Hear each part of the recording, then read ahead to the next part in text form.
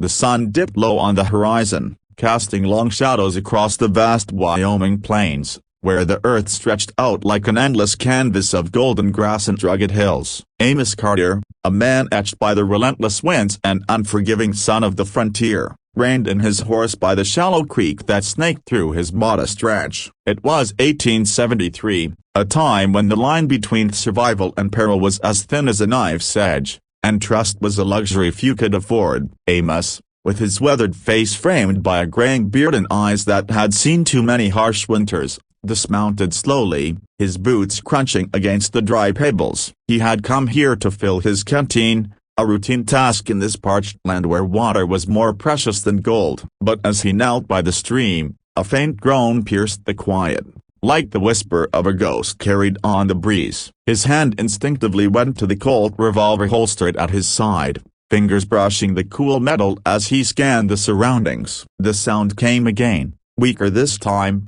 from behind a cluster of cottonwood trees that clung stubbornly to the creek's bank. Amos approached cautiously, his heart pounding with a mix of caution and curiosity. There, slumped against the rough bark, was a young man, no older than 20, his dark hair matted with sweat and dirt, his buckskin shirt torn and stained with fresh blood. A deep gash ran along his side, the kind inflicted by a bullet or a blade in the heat of battle. He was Lakota, Amos could tell from the intricate beadwork on his moccasins and the feather tied into his hair, a warrior from the tribes that roamed these lands long before settlers like Amos staked their claims. The young man's eyes were half closed, his breathing ragged, as if each inhale was a battle against the encroaching darkness. Amos froze for a moment, his mind racing through the implications. The Lakota and the white settlers were locked in a bitter struggle, with raids on homesteads and retaliatory attacks painting the territory in blood. Helping this man could brand Amos as a traitor among his own kind,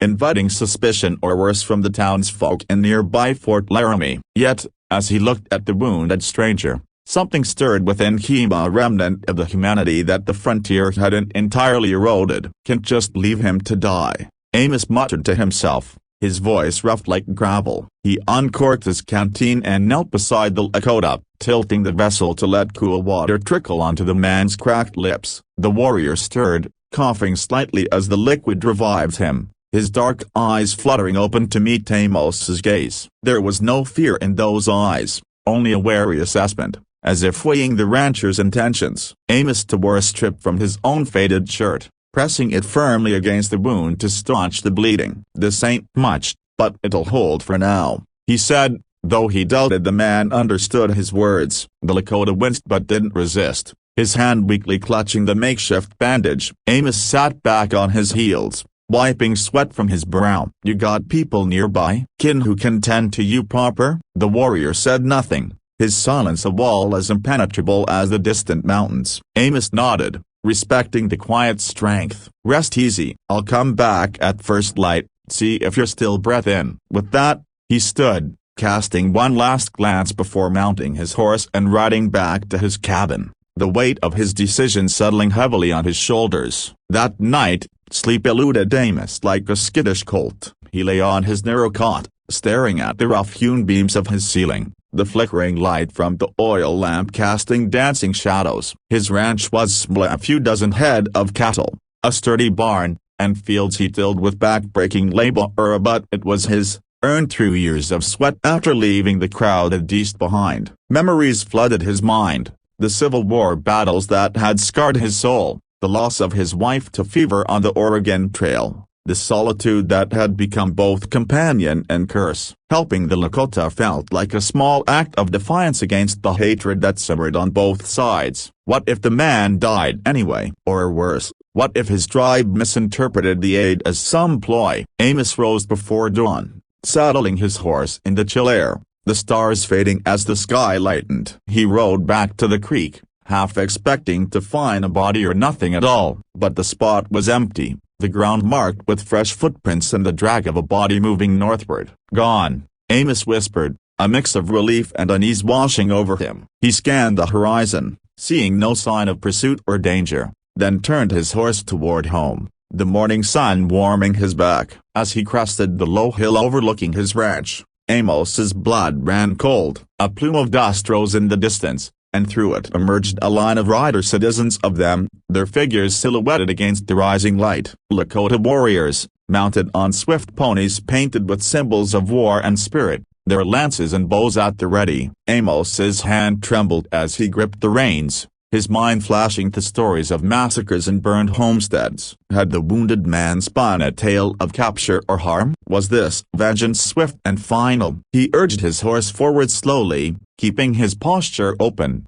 hands away from his gun. The riders approached in formation, their horses' hooves thundering like distant drums. At the forefront was an imposing figure, broad-shouldered and adorned with eagle feathers, his face painted with red and black streaks that spoke of leadership and battle-hardened wisdom. Beside him rode the young man from the creek, a black fox, as Amos would later learn, his wound bandaged with fresh hides, his expression one of quiet resolve. The group halted a stone's throw away, the air thick with tension, the wind carrying the scent of horse sweat and sage. The chief dismounted first, his movements deliberate and graceful, signaling for his warriors to remain mounted. Black Fox followed, translating in halting English laced with the rhythm of his native tongue. "You are the one who gave water and bound my wound," Black Fox said, his voice steady despite the pain etched in his features. Amos nodded, swallowing hard. Didn't seem right to let a man perish alone. The chief,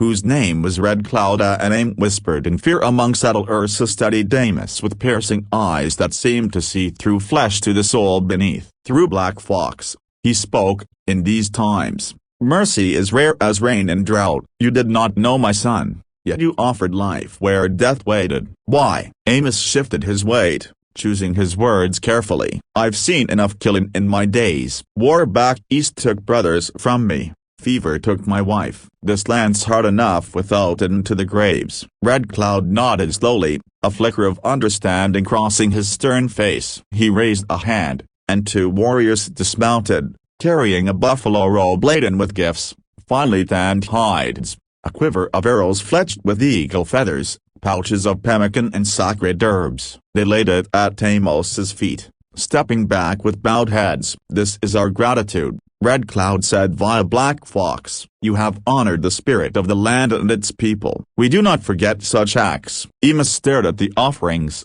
overwhelmed. "Ain't necessary. I just did what any decent man would." But Red Cloud shook his head. "Decency is what binds us, even in war. Your water saved my son. These gifts are but a token." The chief mounted his horse, his warriors following suit. Before they rode off, Black Fox approached Amos, clasping his forearm in a grip of equals. "The plains remember, rancher. May your herds thrive and your enemies falter." With that, the tribe thundered away, leaving Amos alone amid the settling dust, the robe at his feet a bridge between worlds. Word of the encounter spread like wildfire through the territory. By week's end, riders from Fort Laramie arrived at Amos's door, their faces a mix of curiosity and accusation. Sheriff Harlan, a burly man with the mustache that hid his perpetual scowl, dismounted with two deputies. "Heard you had visitors, Carter." "Lakota, they say." "Care to explain?" Amos leaned against his portrayal, his pipe clenched between his teeth. "Ain't much to tell. Found one wounded by the creek, gave him water. Next day, his kin came with thanks." Harlan's eyes narrowed. "Thanks? Or a warning?" "You know Red Cloud's been raiding supply lines." Amos met his gaze steadily. "Wasn't no raid. They left gifts, rode off peaceful." The sheriff spat on the ground. "Folks in town are nervous. Don't want no Indian lover stirrin' trouble." Amos's jaw tightened. "I ain't stirrin' nothin', just livin' my life." The lawman left grumbling, but the seed of distrust was sown. Neighbors who once shared fence mending now avoided his gaze at the trading post, whispers following him like shadows. Yet, amid the isolation, Amos found an unexpected peace. He buried himself in work, herding cattle through the valleys, repairing the barn roof against the coming winter. Nights brought dreams of Black Fox and Red Cloud, visions of vast buffalo herds thundering across the plains before the settlers' plows scarred the earth. He wondered about the Lakota's world, their tipis clustered under starlit skies, stories told around fires of ancestors and spirits. One crisp evening, as autumn leaves swirled in the wind, a lone rider appeared on the horizon. Amos tensed, grabbing his rifle, but as the figure neared, he recognized Black Fox, riding a spotted pony, a bundle strapped behind him. The young warrior dismounted, his wound healed to a scar, his eyes bright. "Rancher," he greeted, extending a hand. Amos clasped it, surprised. "Didn't expect to see you again." Black Fox smiled faintly. "My father sends word. Scouts report soldiers marching north, a trouble brewing. Stay vigilant." He unpacked the bundle, more hides and a carved wooden pipe. For friendship. They sat by the creek where it all began, sharing the pipe under the twilight sky. Black Fox spoke of his people's struggle through the broken treaties, the shrinking lands, the hunger that drove raids. Amos listened, sharing his own tales of loss and resilience. For the first time in years, the rancher felt connected, the divide narrowing like the creek in dry season. As winter's grip tightened, snow blanketing the plains in white silence, Amos's ranch became a quiet haven. But peace was fleeting. One stormy night, gunfire echoed in the distance, followed by the acrid smell of smoke. Amos rode out at dawn, finding a nearby homestead burned to ashes, arrows embedded in the ruins. The family was gone, likely taken or worse. Town buzzed with rage, a posse forming to hunt the savages. Sheriff Harlan pounded on Amos's door. "You're coming with us, Carter. Prove your loyalty." Amos refused. "I ain't joining no lynch mob." Could be any tribe or outlaws posing as such. Harlan's face reddened. "Your Indian friends, maybe." The accusation hung heavy, but Amos stood firm. "Ride on without me." The posse left, their tracks vanishing in the snow, but Amos could knew reprisals would come. Days later, Black Fox returned, his face grave. "It was not us." Cheyenne War Party, angered by soldiers' attacks. He warned of escalating conflict, urging Amos to flee. "This land will run red." But Amos shook his head. "This is my home. I'll defend it my way." Black Fox nodded respectfully. "Then take this." He handed Amos a medicine pouch, filled with herbs and a small stone carved with protective symbols, for strength. As the warrior rode away, Amos felt the pouch's weight, a talisman against the storm. Spring thawed the land, bringing green shoots and renewed tension. Army patrols increased, clashing with tribes and skirmishes that left bodies on both sides. Amos's ranch lay in the crossfire, cattle wrestled by desperate traders. One evening, as he mended fences, a group of settlers ambushed him. Neighbors turned vigilantes, ropes in hand. "Traitor!" they shouted, accusing him of aiding the enemy. Amos fought back, his revolver barking, but numbers overwhelmed him. Bound and beaten, he was dragged to town for justice. In the jail cell, as lanterns flickered, Amos pondered his fate, the medicine pouch hidden in his boots reminder of unlikely allies. Word reached Lakota through scouts. Red Cloud, honoring the dead, sent Black Fox and a small band under cover of night. They infiltrated the town, silent as shadows, freeing Amos in a daring rescue. Gunfire erupted, but the warrior's precision allowed escape into the darkness. Riding hard to the ranch, Amos gasped, "Thanks, you risked everything." Black Fox grinned. "Mercy begets mercy." They parted at dawn, the tribe vanishing into the hills. Amos rebuilt, wary but unbroken. The encounter forged a fragile bond, whispers of peace amid war. As summer bloomed, he rode north, seeking Red Cloud's camp to propose a truce, of water for the wounded, gifts for the living, a path forward in a divided land. The plains held their breath, waiting for the next chapter in this tale of unexpected humanity.